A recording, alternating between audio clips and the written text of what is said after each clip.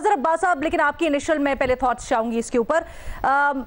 तीनों एनालिस्ट अभी तक यही कह रहे हैं कि धचका लगेगा खान साहब का जो दावा है सदाकत और अमानत का, उसको आपकी क्या राय है? देखिए, सादिक और अमीन का सर्टिफिकेट जो है ना, वो किसी एक मुकदमे में अगर किसी को मिल जाए तो इसके माने वो सारे मुकदमात में सादिक और अमीन नहीं हो जाता।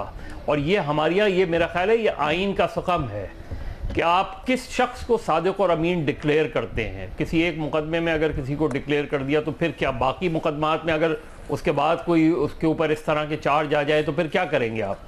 फिर क्या वो सर्टिफिकेट वापस किया जाएगा?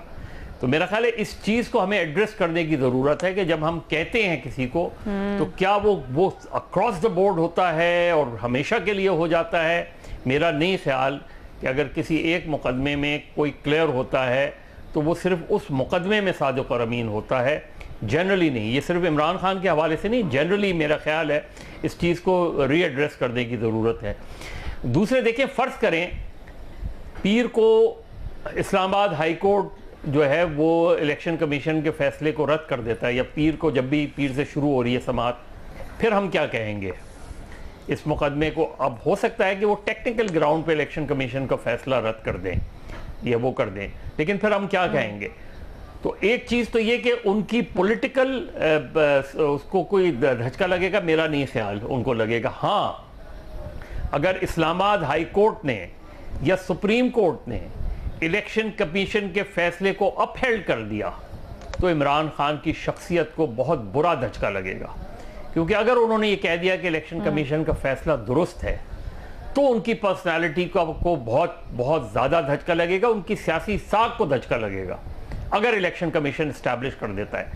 बाकी उनकी उनके अंदर जो पॉलिटिकल कॉन्ट्रडिक्शंस हैं, वो तो 2013 में जब पार्टी इलेक्शंस हुए थे उस वक्त भी उन्होंने इस जहांगीर तरीन और अलीम खान को बचाने की कोशिश की थी। और ये आज वो हामिद खान को जब वापस लाए हैं तो उन्होंने हामिद खान से ये एडमिट किया कि वो उनकी गलती थी।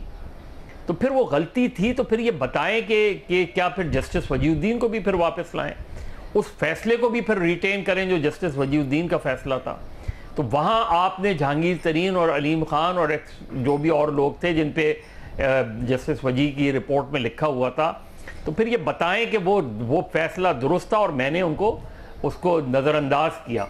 तो इस तरह की जो चीज़ें हैं वो इमरान खान की शख्सियत को हर्ट कर रही हैं, क्योंकि उनके अंदर के तजादात ये सामने आ रहे हैं कि आप कहीं ना कहीं आपके लोग अगर कोई गलत काम करते हैं तो आप छुपाते हैं। और खैबर पख्तूनख्वा में जो इंफॉर्मेशन, जो एहतसाब कमीशन बंद किया गया, लेकिन सर अभी आपने खुद ही कहा कि ये तजाद होने के बावजूद, और ये 2018 से और उससे पहले से कई तजादात नजर आ रहे हैं हमें, तो उसके बावजूद उनकी पॉलिटिकल साख को आपके मुताबिक नुकसान नहीं पहुंचा, लेकिन आप फिर कह रहे हैं कि ये चीज उनको हर्ट नहीं कर सकती। अलीना कहां पहुंचा?